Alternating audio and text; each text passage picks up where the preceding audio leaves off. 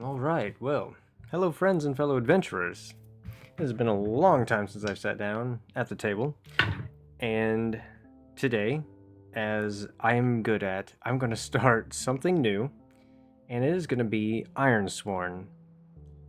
Also, on the starting something new front, I'm trying out Foundry. I've been messing with it for a week or two now, just kind of learning it. It's very similar to Roll20, which is nice. I like that it's similar. I cut out the wolf avatar, just another thing to not have to worry about getting up and going. Also, I'm going to try to basically do no editing at all, because editing is the biggest thing that's kind of kept me from doing anything, because once I get something recorded, then I'm like, okay, now I have 2.5 hours of editing to do, and I'm just going to try to eliminate all that, because I want to get to the table, and I just want to play. So, now let's just get going. I did play a little bit of Ironsworn a while back. I created a character, and I made a little bit of progress in her story. Nothing major by any means at all, but so I will bring up. I got her character sheet created here in Foundry, which I love Foundry. I can't believe I didn't make the switch earlier. I had some people in the comments. I had one person that particularly that mentioned Foundry, and I had known about Foundry before, but it really is such a great application. And Roll20 has its perks too, of course, but really side by side, it's really no comparison. Regardless, anyway, enough gloating about Foundry. Anyway, I like it. Really great character sheet. So we have Jindelle. Basically, everything about her I rolled randomly. I think there may have been one thing I chose to like switch out for some reason, but basically everything about her I rolled randomly. So even her name, Jindelle. She is in the Ironlands. Now, my take on the Ironlands is going to be a bit different than the vanilla version from the rulebook. But basically everything else I'm going to use as written. I'm really going to try to stick to that. I'm also going to try to incorporate Mythic into this a little bit somehow. Anyway, I'm really ill prepared for any of this, so a boring warning for anybody that's gotten this far. It's probably not going to be a lot of consistency right away, but I'm really going to try to dry that up and get some solid content in, because I really like the game mechanics of Ironsworn. So, our character, Jindelle. The assets that I randomly rolled for her, which is funny because I feel like every play that I've watched or seen has Archer as one of the assets. But yes, Jindelle does have the Archer asset, particularly... Oh, actually, I don't think you get to choose when you choose Archer. It just starts you with the first one.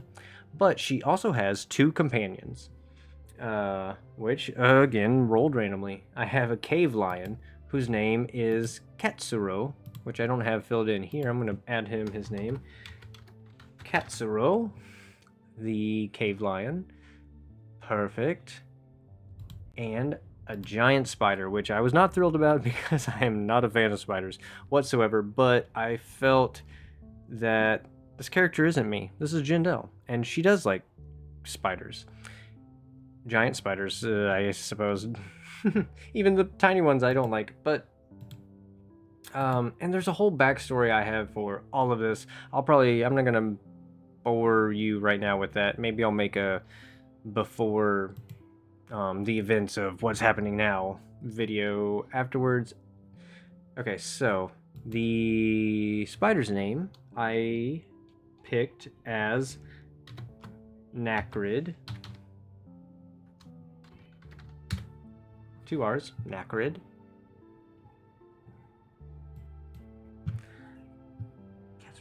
I think it was Necrid. You know what? I'm going to use my pause feature because I'm also using a different recording software, which actually has a pause button. So again, this eliminates the need for me to go through and edit out some dead spaces because I can just pause. So I will be back in, for you, a split second. Alright, so I was right, it is Nacrid, but what was confusing me was there's 2 A's, not 2 R's. Again, that's a tiny detail, but I'm really bad at dwelling on tiny details. But I like it, it makes my play fun, to me. So, our giant spider companion, Nacrid, and our companion, Katsuro, the cave lion, and our archer, Jindelle herself.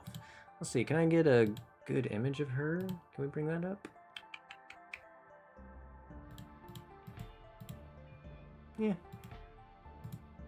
I don't know. I don't even know how to Foundry, so I don't know if I could just bring up a big picture.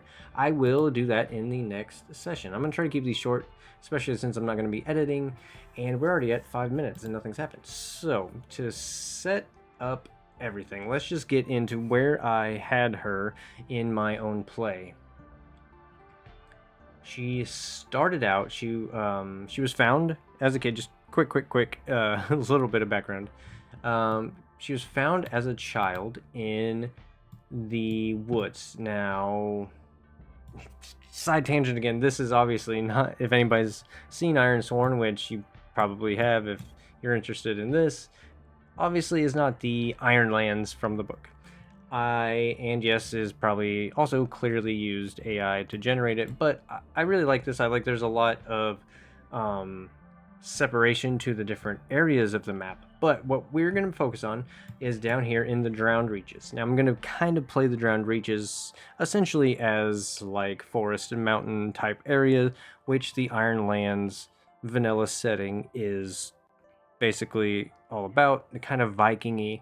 Again, I made this big map because I don't want to zero myself into just this Viking aesthetic to everything. I want it to be part of it, but I want it to be part of this larger world with a lot more variety to it. Regardless, we are going to be starting down here in the Drowned Reaches. Jindelle, found as a child in the woods alone by a hunter named Nisus.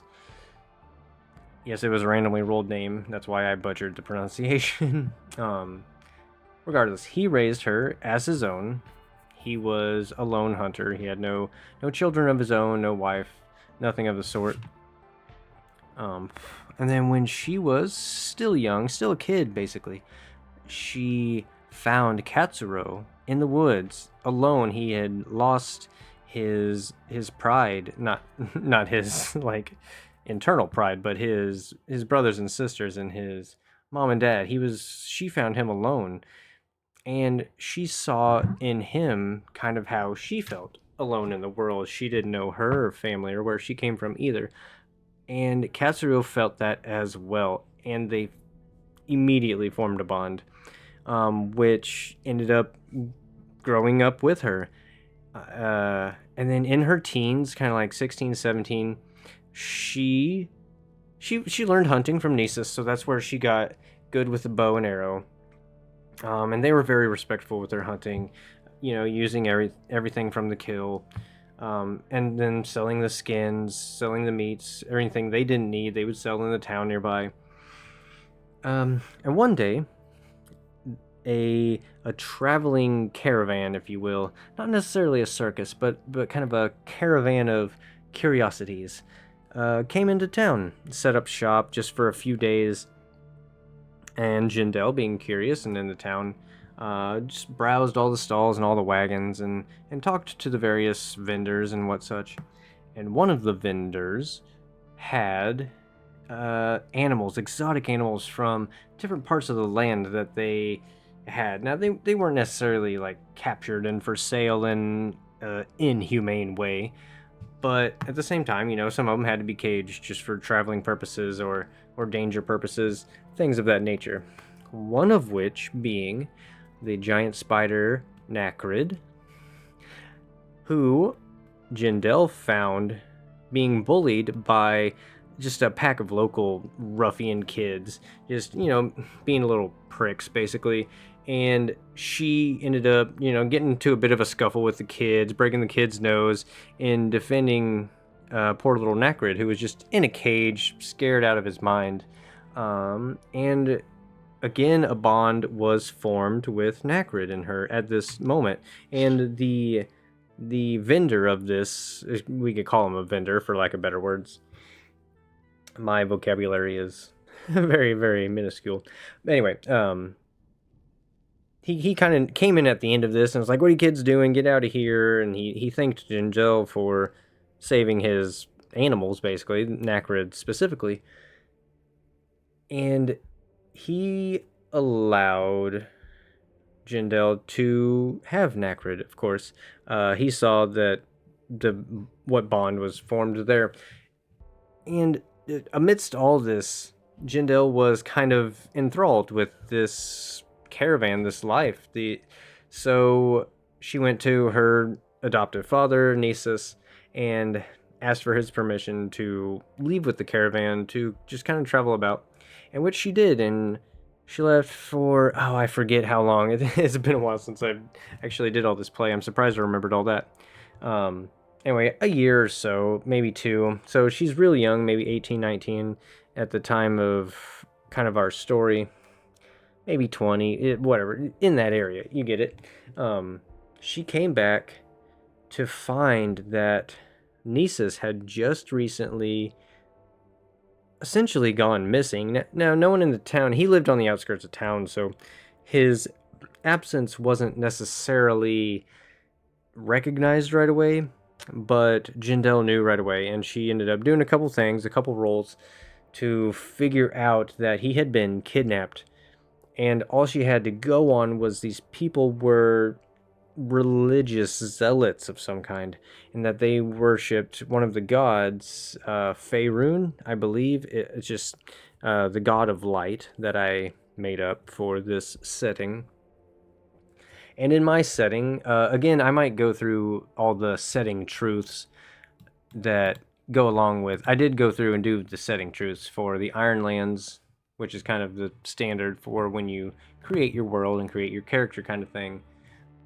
But when it comes to religion, I chose the Our Gods Are Many.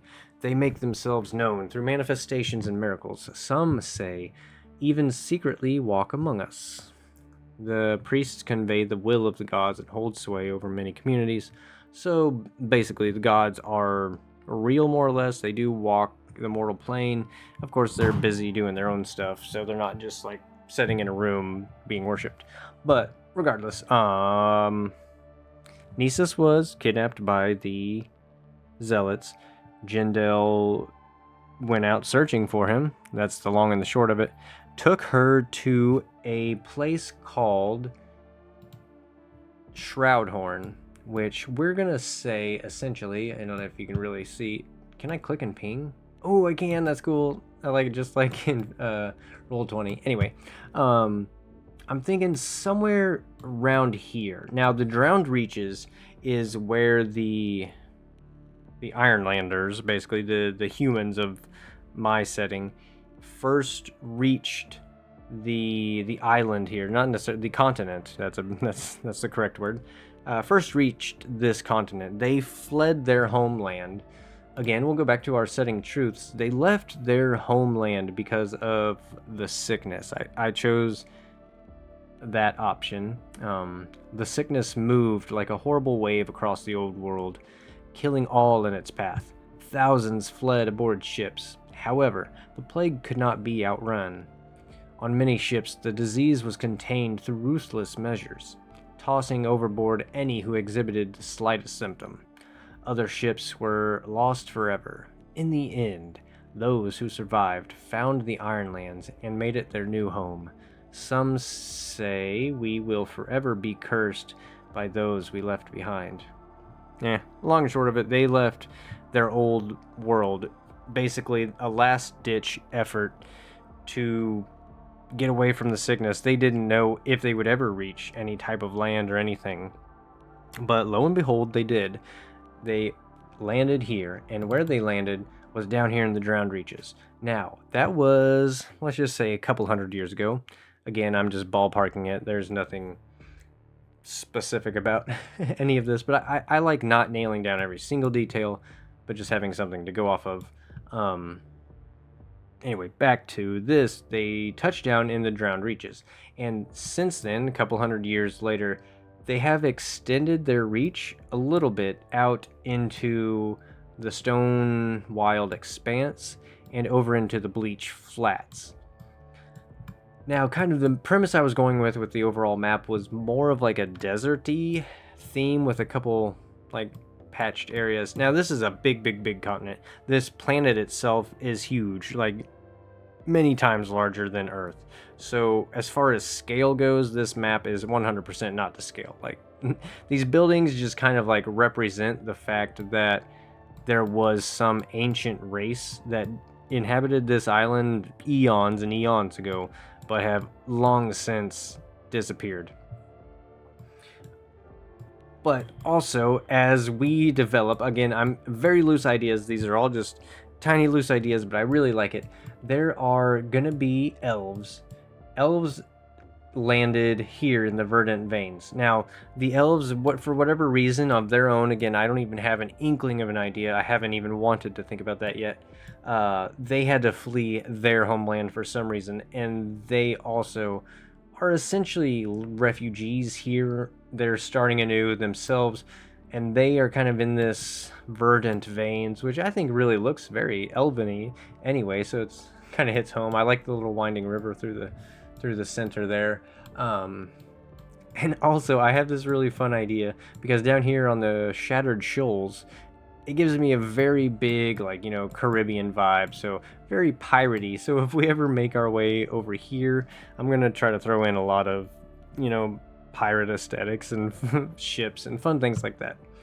But also, I was thinking that this area, and maybe even reaching into some other areas, there's going to be another race of humanoid beings, but they are going to be these tiny little, like, have you ever seen, well, first, reference wise, I like to think of if you've ever played Diablo 3 and played the Witch Doctor, they had these little fetishes, I think they were called in Diablo 3.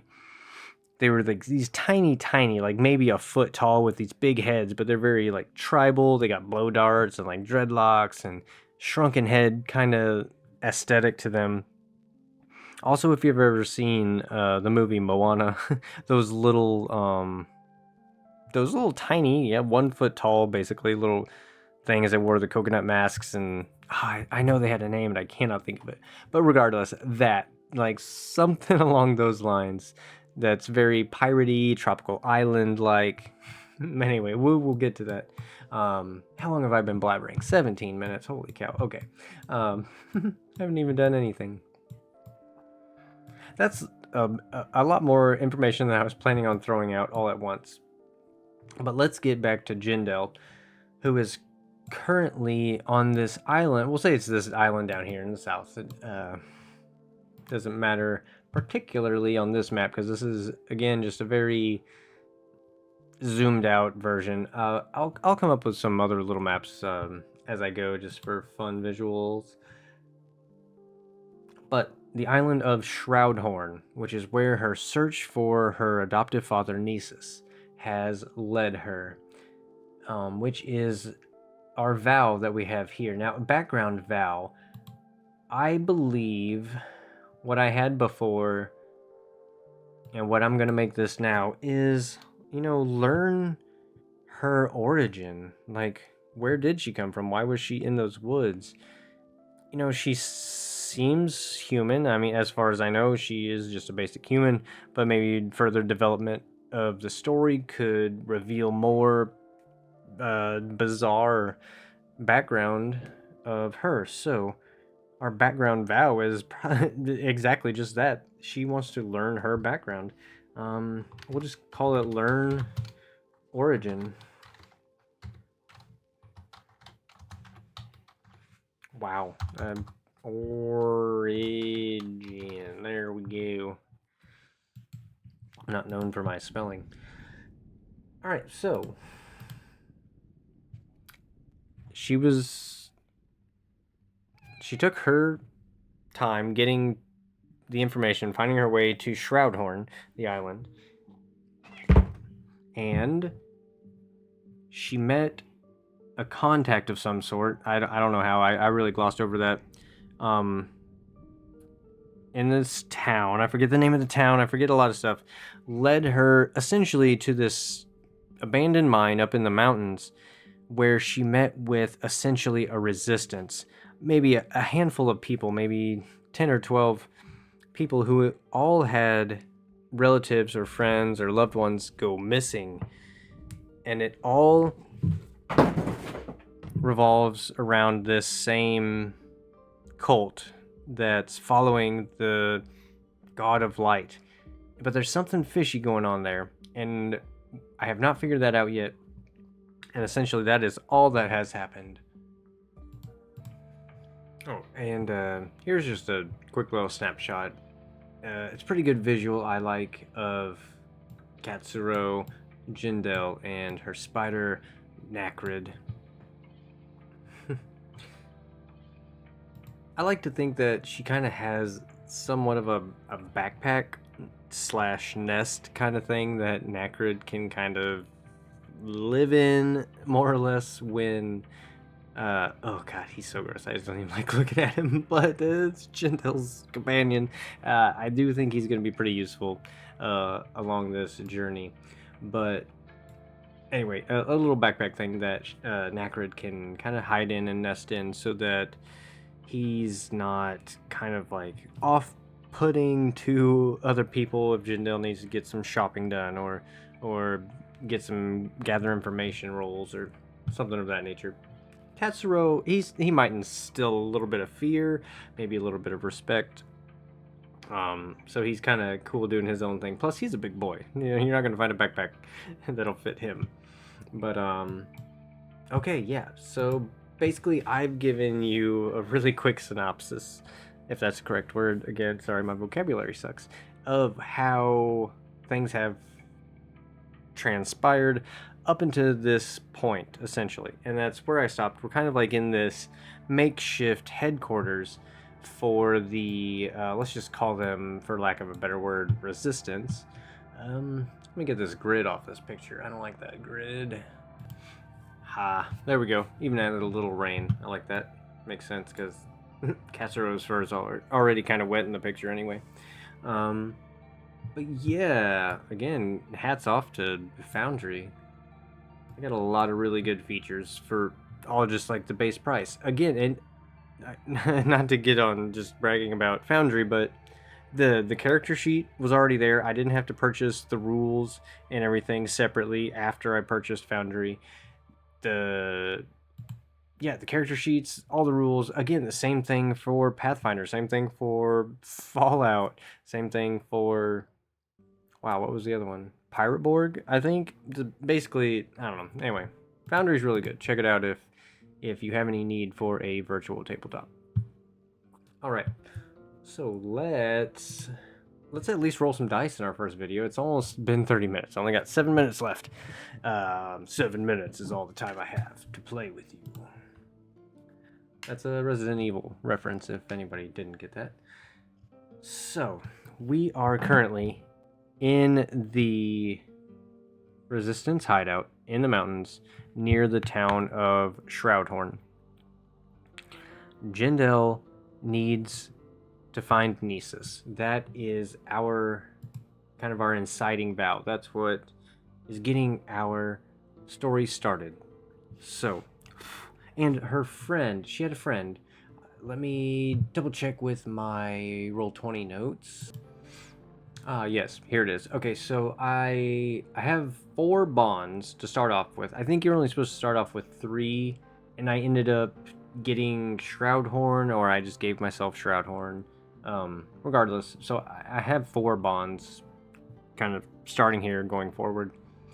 And she had a really good friend that she knew back in Moonwood, her hometown, that had gone to Shroudhorn, and I think maybe once or twice her and Nisus came out here to visit, because apparently I came to some conclusion that, or the dice came to some conclusion that Nisus is from Shroudhorn originally before he moved to Moonwood, but he had a bit of a irreparable, that's not the right word. Anyway, he was essentially a thief here, so he kind of like moved towns to get away from it. But Catania, is Jindelle's friend here. Really good friend she had from childhood. She was a miner, I think, is like one of the traits that I rolled for her. Which kind of plays into why we're in the mine. Regardless, that is her friend here, and her friend is part of the resistance as well. I don't remember, or if I even ever found out which family member Catania got taken. Regardless, she is part of this resistance, and we are here. There was one guy in this resistance that was kind of a prick, very standoffish at first. He had a big problem with Nacrid, which Jindelle's not, and she's very used to people not taking kindly to Nacrid. Of course, he's a giant spider. People don't like spiders in general, let alone a giant spider the size of like a medium-sized dog. Again, I don't think I ever brought this up. Just because it says giant spider, it's not like the size of a human or a truck or anything. It's not huge, but a giant spider, to me, just the way I see it and how I want Nacrid to be, is, like I just said, about the size of a medium dog, maybe a small dog. Small enough to fit in a backpack, but still, like, basically take up the entire backpack kind of thing. Anyway, this really prickish, standoffish guy had a problem with Nacrid. Almost to the point where Jindelle was about had to fight him. But anyway, Catania kind of talked him down and was like, come on, play cool, we're here, we're all here for a reason. So anyway, he's a potential douchebag, bad guy, antagonist kind of thing. But he's not even on our list. He's not even that important yet. Let's do something. All right. So the last little paragraph that I had written down, because I was trying to do this just by typing it. That's when I realized journaling, even when typing it, is just not for me. That's why I like to do these videos. I don't do them for views or subs or any of that. I'm just doing it because having that record button going and the mic going and all this, it helps me keep momentum. And trust me, it doesn't feel like I have momentum right now. Me sitting at a computer in the silence, typing away, it's ADD central. Anyway, the last thing I have written here is a man steps out of a back room of this chamber. A grizzled old man. His appearance shows years of hard labor. So, you were Jindelle. My name is Caldus Katrine. I think I rolled that one randomly, because I have it all typed out weird there. I am the contact you were sent here to meet. I understand you are looking for Nisus, your adopted father.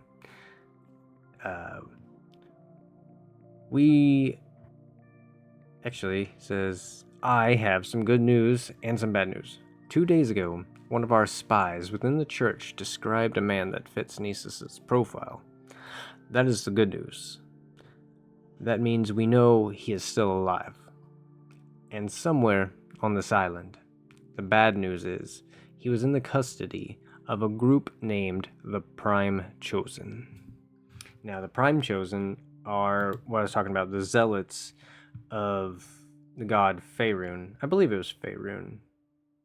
Furin? Faerun? I like Faerun. That's what I've been saying. So we're going to call it Faerun in this new one, but I have it typed down as Furin. Let's add that right now. Alright, so I've added a little entry for Faerun, the god of light, and the Prime Chosen, which are the zealots of said god. Or maybe they're just fronting to be the zealots of this god. Regardless, that is what we think we know right now, Jindelle and me, myself. So, Caldus relayed this information to Jindelle. And Jindelle finally, and we're going to mark progress. I think we just get to mark progress. I don't think we have to roll for it. I never played a real full session using the rules and everything of Ironsworn. So, but I don't think you have to make a roll to mark progress. I think some rules you can mark progress, but if you feel like you made adequate progress, you can mark the progress yourself. It's your own game. You're never really cheating yourself. But since this was an easy one, okay, I think we at least. Okay, I made this one extremely easy, so each time we mark progress, it gives us 3 progress bars worth out of 10. So her getting this information is the first bit of information she's been able to obtain after months and months of or potentially months and months. Maybe it's only been a few weeks.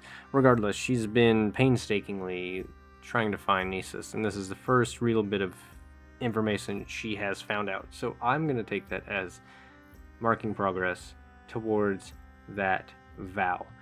Now, that being said, let's at least do one roll before I end this session, and that's going to be, let's bring up the moves list here. Is it adventure moves? There's one. It's not relationship or combat. Quest? No, it's sojourn. Sojourn? Yeah. Okay, when you spend time in a community seeking assistance, roll plus heart.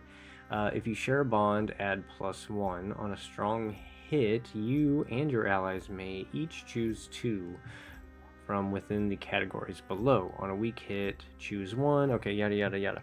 Basically, after he gives her that information, they are going to they're going to invite Jindelle and her 2 companions to kind of rest for the evening. It was a long walk to the mountain and then up the winding paths to even get to this little secret place. But they had to have a secret place to keep from any. They don't know how far the ears of the Prime Chosen can hear, if you catch my drift.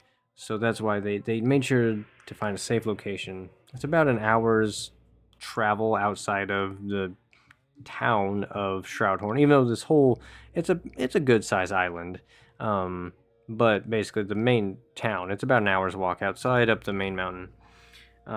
So they're going to offer Jindelle to stay and relax and rest and recuperate, have a good meal. Her animals are welcome. So we're just going to kind of fast forward time through that, and we're going to make a roll here, and let's just roll, and it's going to be plus heart, which is convenient because her highest is heart with a +3.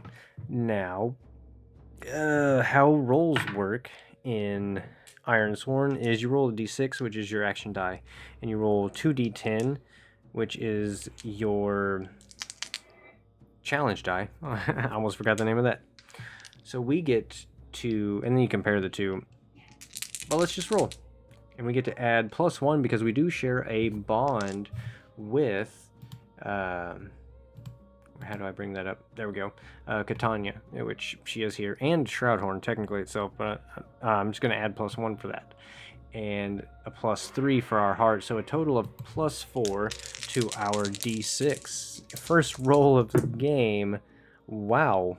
And that is that's a miss, because that's a 6. I'm rolling the 10s die just because, but obviously I'm only going to use the single digit number. But that's a 6 and a 9. So with our 1 on the action die and our big whopping +4, which honestly is huge, we still only got a 5, which is a miss. We did not beat either of the challenge dice. So on a miss, unfortunately, you find no more help here, which is fine. That's fine. We had our meal. We don't get to heal up or anything, which we are not missing any health. We are missing a supply, but of course this is resistance. They hardly had enough really food to share, and we're grateful.